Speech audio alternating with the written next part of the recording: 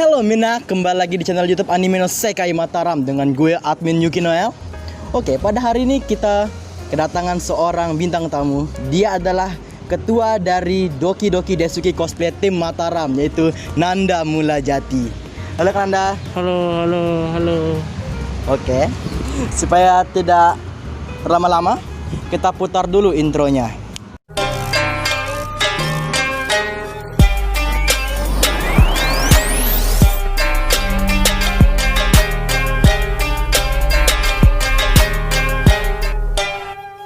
Oke semua, kembali lagi. Belum lama ini kita kemarin dapat sedikit konfirmasi dari Kak Nanda gitu ya. Dia minta untuk dibuatkan video karena video kemarin yang kemarin itu yang ada sama Bang Yude sama Esa itu kemarin. Pertama kita mulai dulu pertanyaan dari Mas Ari Saki ini ya. Waduh, asa orang pertama nanya terus nih. Oke, pertanyaan dari Mas Arsaki. Untuk saudara Nanda Mulajati, saya ingin bertanya, dalam tim DDD Cosplay ada nggak suka dukanya selama ini di event di Jepangan? Sukanya apa, dukanya itu apa? Waduh, suka dukanya ya. Ya. Kurang lebih sama sih kayak tim-tim yang lain sebenarnya. Secara garis besarnya ya, dukanya mungkin kalau mau siapin event gitu, ada job tapi dari kita banyak yang belum siap begitu, akhirnya di cancel gitu. Atau kalau ada event terus ada yang mau lomba cosplay misalnya, ada beberapa yang nggak bawa kostum misalnya, itu kan mesti marah-marah dulu biar nggak lupa, lain kali biar nggak lupa kayak gitu. Dan dukanya juga karena kita di sini udah kayak keluarga gitu, udah dekat banget. Yang nggak enaknya itu kalau sudah tahun ajaran baru gitu, kalau udah ada yang lulus masuk kuliahnya keluar, otomatis kan pisah gitu sama teman-teman gitu kan. Itu sih dukanya gitu kan, karena udah sama-sama deket, tiba-tiba pisah gitu loh karena masalah kuliah. Itu sih yang dukanya. Kalau sukanya banyak sih ya, apalagi kalau kita udah selesai event terus ada yang juara, ikut lomba ada yang juara, itu udah seneng banget sih. Terus kalau ngumpul juga yang datang rame, itu jadi kesenangan tersendiri sih. Itu aja sih mungkin. Itu pertanyaan selanjutnya itu, harapan untuk DDD di masa depan itu seperti apa sih? Harapan sebagai ketua DDD gitu untuk masa depannya. Harapannya sih maunya sih ke depan itu kita punya base camp yang yang benar-benar bisa dipakai secara rutin gitu kan. Selama ini kan kita punya base camp kan pindah-pindah gitu, di sini di sana gitu kan. Kita pengen punya base camp itu yang benar-benar buat dipakai secara rutin dan benar-benar dipakai secara maksimal gitu. Di samping nanti harapannya anggotanya makin rame, makin banyak ibu-ibu yang gabung gitu, makin banyak job. Terus ada regenerasi lah gitu, biar nggak itu aja orangnya. Dan kalau ada event ya pengennya menang gitu. Iya. Nah, itu sih. Oke, lanjut lagi itu pertanyaan dari Mas Arisaki. Kalau gitu pertanyaan dari Yudhistira Bakti. Bukan Yudis yang kemarin ini. Pertanyaan Yudhistira Bakti itu adalah pendapat pribadi Kak Nanda tentang ANS Mataram yang sekarang. Gimana? ANS yang sekarang kreatif sih, banyak, lebih banyak kegiatannya malah daripada Doki-Doki gitu. Sering upload video, sering bikin video gitu. Saya pantengin YouTube-nya juga sering bikin video-video menarik lah gitu. Saya kira dibanding yang lain juga lumayan bersaing, lumayan aktif lah gitu. Kalau ANS orang-orangnya kayaknya juga seru gitu. Keren lah gitu. Kalau gitu pertanyaan selanjutnya itu adalah pandangan pribadi Kak Nanda tentang Mas Arisaki sebagai ownernya ANS. Oh, Mas Ari orangnya sih ramah. Awal saya ketemu juga orangnya ramah. Tiap ketemu di mana gitu selalu disapa gitu. Orangnya juga asik, selalu disapa dimanapun ketemu, nggak pernah lupa gitu, selalu nyapa gitu, orangnya ramah. Mantap, saya suka orang ramah. Oh. Kalau gitu pertanyaan selanjutnya adalah di Mataram ini kan ada 3 komunitas Jepangan.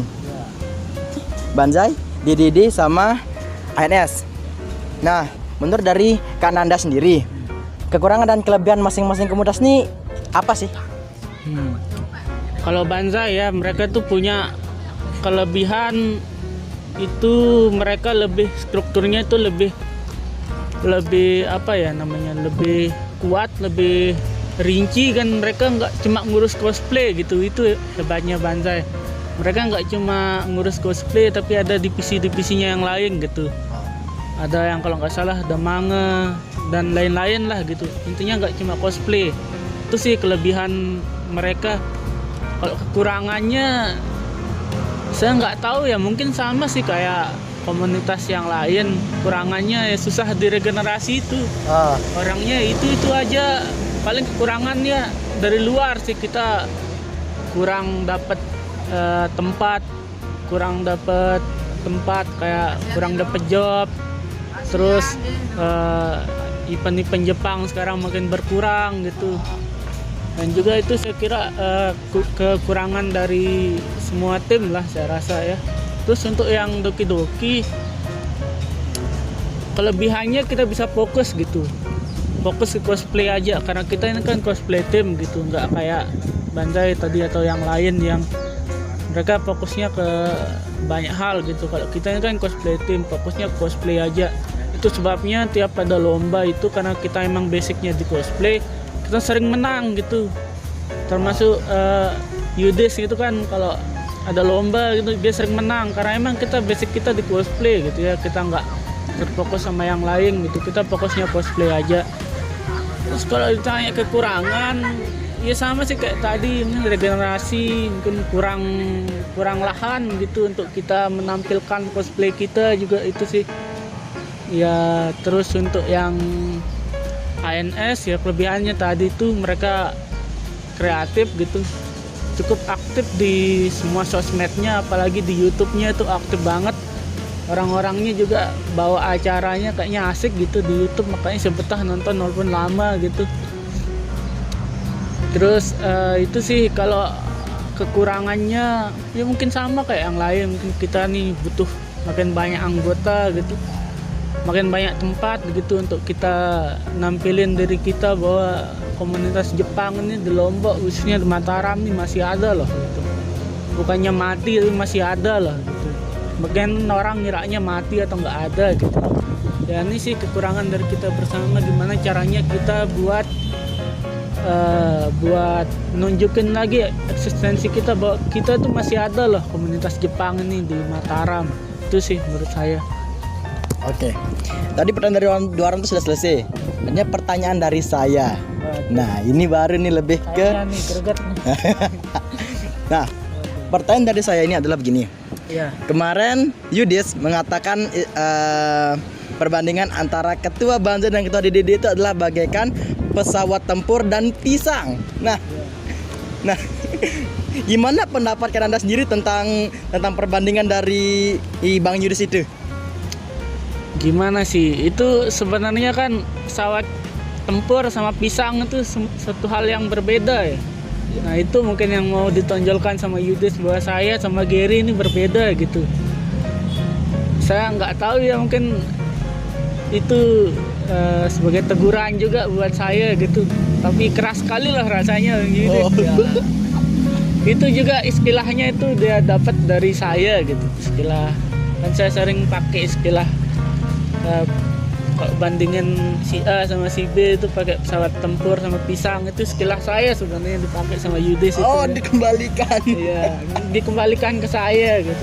Itu sih ya gimana ya, benar juga sih kata Yudis lama-lama. Tapi kan ini menurut saya kan bukan kesalahan pribadi gitu kan. Ini kekurangan kita bersama lah gitu. Bagaimana dari luar kita nih juga nggak bisa berkembang gitu. Dari dalam pun sama. Itu saya mengakui sih benar itu yang dibilang Yudas. Sawajat dan pisang itu benar-benar sesuatu yang berbeda lah gitu ya. Nah, itu sih saya nggak mempermasalahkan sih. Cuma kenapa Yudas mencuri kata-kata saya gitu. Kalau gitu kalau gitu kemarin kan juga kan Yudas mengatakan tentang Nanda itu adalah sampah loh. Lebih tapi masih lebih buruk tinja daripada sampah gitu.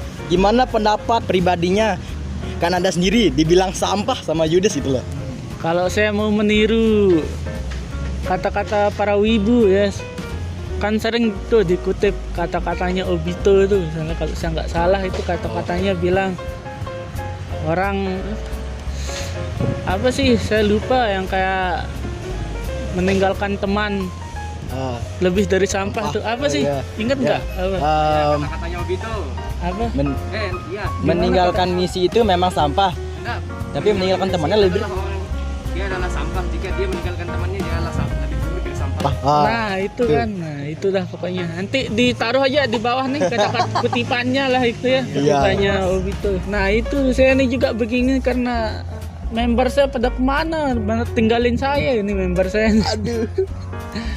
Tiap get yang datang itu tuh aja gitu kan. Ini pada kemana gitu istilahnya itu. Kok pada ninggalin saya kerja sendirian gitu kan. Waduh. Gimana kita nggak bisa maju kalau begini, kalau ketuanya tinggal sendirian itu ngurus ini, ya nggak sendirian juga sih, ada yang lain. Tapi kebanyakannya pada pergi, nggak tahu kemana gitu, nggak ada infonya gitulah. Itu sih itu yang lebih buruk dari sampah ya. Aduh. Yang pergi-pergi itu, Waduh. yang cuma datang get sekali, habis itu pergi hilang gitu kan. Nah itu yang lebih buruk dari sampah. Waduh.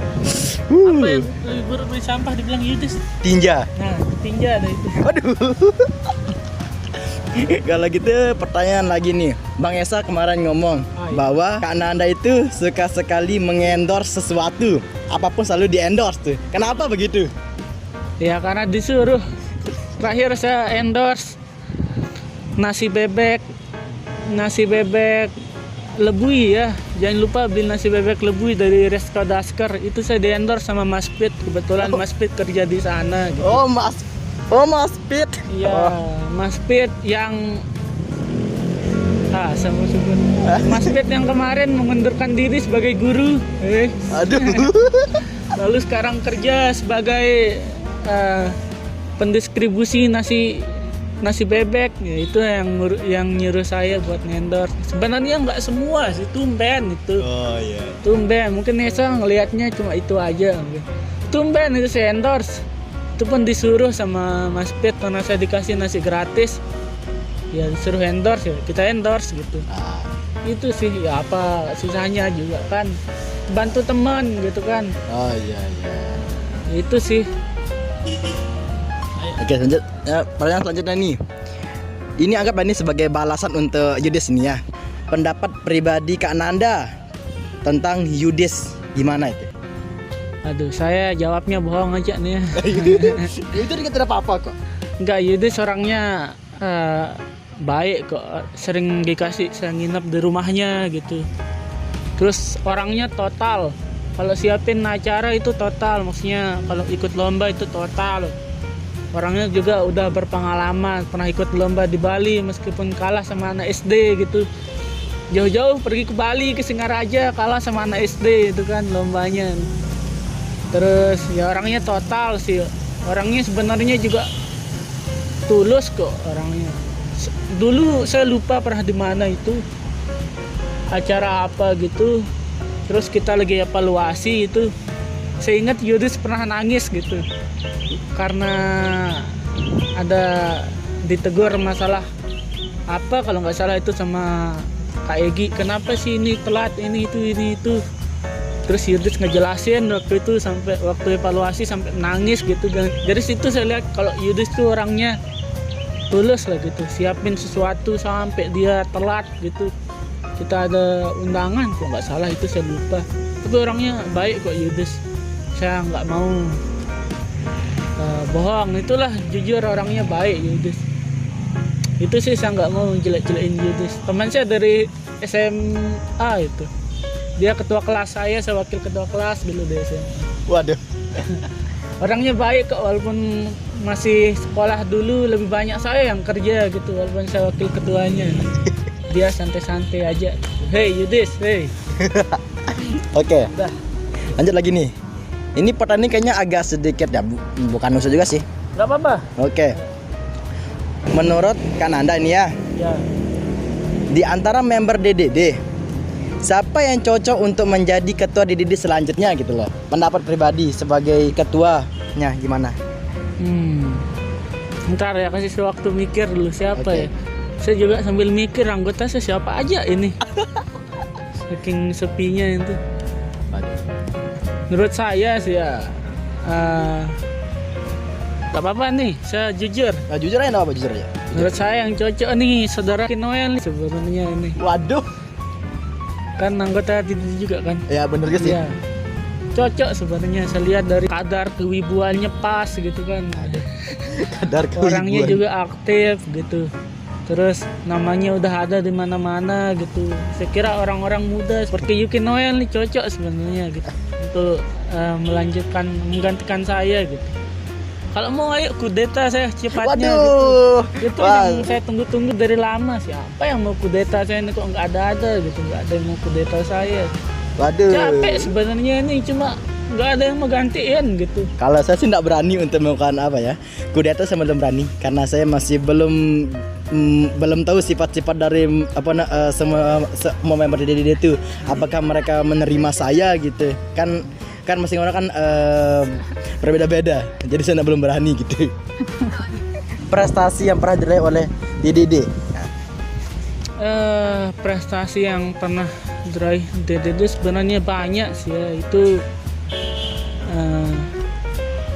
kalau secara tim sih lebih banyak secara individu, tapi buat nama tim sih ya.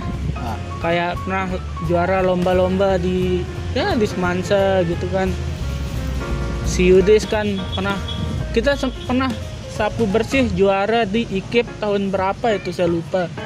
Di IKIP, terus pernah di Semansa juga kita sapu bersih tapi yang kategori grup kalau nggak salah. Itu saya lupa tahun berapa, tapi pernah lah. Oh iya.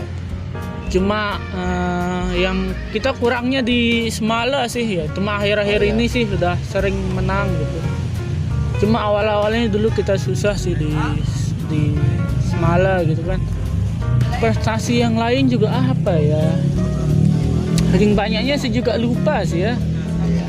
Prestasi tersendiri bagi saya sih, kita pernah ikut di acaranya pemerintah gitu, kayak kemarin kita pernah tur sama Kementerian Perhubungan ke Kenawa gitu. Dinas Perhubungan gitu sama asosiasi pekerja pariwisata. Terus kita pernah ikut lomba di Bali juga gitu, walaupun nggak ada yang menang, tapi pengalaman lah gitu ya. Selain itu kita menurut saya sih prestasinya nggak cuma juara-juara aja sih ya. Kita juga pernah mengadakan macam-macam bakti sosial gitu, atau bakti sosial ya kayak nyumbang apa gitu kan kalau ada bencana gitu kan. Itu bagi saya tuh prestasi sendiri kan. Kemarin juga waktu gempa Lombok gitu kita juga pernah ngasih bantuan banyak lah gitu, mulai dari makanan, uang, air, tenda segala macam. Kita juga pernah bawa ke Lombok Utara itu untuk korban gempa. Yang dimana itu bantuannya saya terima sendiri karena saya juga korban. Iya, gitu. korban juga. Ya itu saya yang nyumbang, saya yang terima gitu ya. Sama imam sih kan, imam dari Lombok Utara, itu kan Lombok Utara itu pusat gempa. Itu sih bagi saya prestasi sendiri, gimana kita bisa berbagi lah gitu buat sesama yang membutuhkan, gitulah istilahnya. Pada waktu saya lagi di mana tuh ya, Kenawa kemarin tuh sama Dede kemarin tuh, kebetulan saya tuh lihat ada Aibo. Nah, Aibo itu sebenarnya apa sih mereka Aibo ini apa gitu? Aibo nih sebenarnya teman main lah ya, circle bermain saya isinya 6 orang gitu. Saya, Yudis, Imam, Eki, Mas Pit sama Dika, 6 orang. Itu sebenarnya teman main-main kita sih, tapi kita bukan grup dalam grup ya. Tapi kita walaupun punya teman main itu yang 6 orang itu, tapi kita selalu berbaur kok sama semuanya di dalam grup gitu. Itulah intinya sih, itu sih circle bermain gitu ya. Tapi bedanya saya sendiri nggak main game di sana. Yang lain pada main game semua. Tuh. Dan kita juga punya warna-warna sendiri gitu. Kalau saya Aibo pink. Ya, pink. Hijau. Kalau Aibo Imam tuh hijau. Aibo Yudis merah. Aibo biru itu Dika. Yang kuning Eki. Yang hitam Mas Pit. Gitu. Itu sih teman-teman main aja sih itu Aibo itu. Lihatnya di mana? Ya? Ngelihatnya di mana itu? Pas di Konawa kemarin tuh kan pas pada kumpul tuh apa dia? Foto-foto kemarin tuh. Oh iya, itu sih teman-teman main aja itu yang emang sudah dekat dari sebelum DDD seperti sekarang gitu. Itu bahkan sebelum DDD terbentuk kita tuh udah ada gitu. Itu itulah udah deket banget mainnya gitu. Jadinya bukan berarti kita bikin grup dalam grup ya, enggak. Emang kita udah deket dari lama kok. Ya.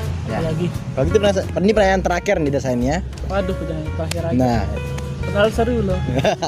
ya ini adalah pendapat pribadi Kak Nanda tentang Imam dan Dika. Kan dua orang ini kan selalu menghilang dia. Kan selalu menghilang dua orang ini selesai loh. Gimana pendapat pribadi tuh loh? Kalau Imam saya maklumin dia menghilang karena sekarang setelah lulus kuliah itu dia kan orang Lombok Utara ya, dia pulang ke Lombok Utara. Sekarang sudah kerja juga gitu, jadi staf TU di Lombok Utara.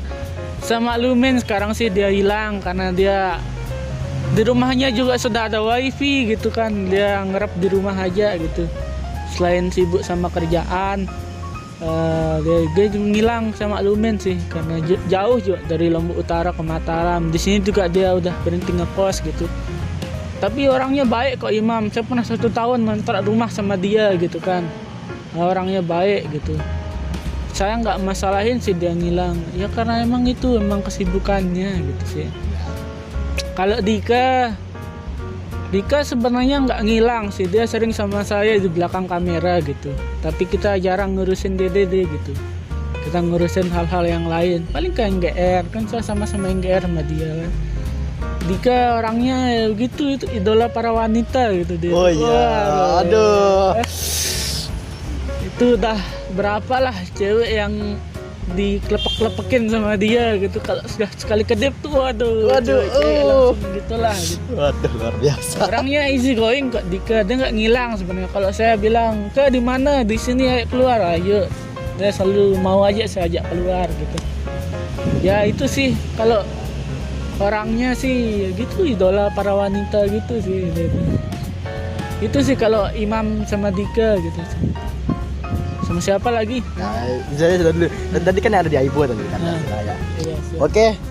Tadi itu adalah terakhir. Terima kasih semua sudah menonton video kali ini. Jika kalian suka video ini jangan lupa di-like. Kalau kalian nggak suka ya dislike aja. Jika kalian yang ingin berlangganan konten YouTube kami, silakan klik tombol subscribe-nya dan juga nyalakan lonceng notifikasinya. Oke? Apakah adakah kata-kata dari Kak Nanda? Apa ya? Saya mau mengutip kata-katanya Pramudia Anantatur ya. Ini. Jika kita orang yang berpendidikan tuh kita harus adil sejak dalam pikiran, baru dalam perbuatan. Kita harus adil sejak dalam pikiran, baru perbuatan. Gitu. Jadinya kalau kita lihat sesuatu, kita harus menilai dulu secara adil gitu dari pikiran kita, baru kita berbuat. Kalau dari awal kita nggak adil dari pikiran, ya perbuatan kita yang nggak adil gitu sih. Itu kalau kita ngelihat sesuatu juga ya. Kalau kita ngelihat orang lain misalnya, kenapa sih dia begini, kita harus adil dulu sejak dalam pikiran, baru perbuatan. Itu sih kalau kita udah bisa kayak gitu, kita bisa menerima diri kita sendiri lah gitu. Dan kita juga bisa melihat orang lain secara jernih. Itu sih bagi saya gitu. Oke. Terima kasih untuk Kak Nanda Mulajati sudah mau hadir di video kita kali ini. Sama-sama, makasih. Oke. Sore Dewa Minasan, terima kasih. Ja, matane.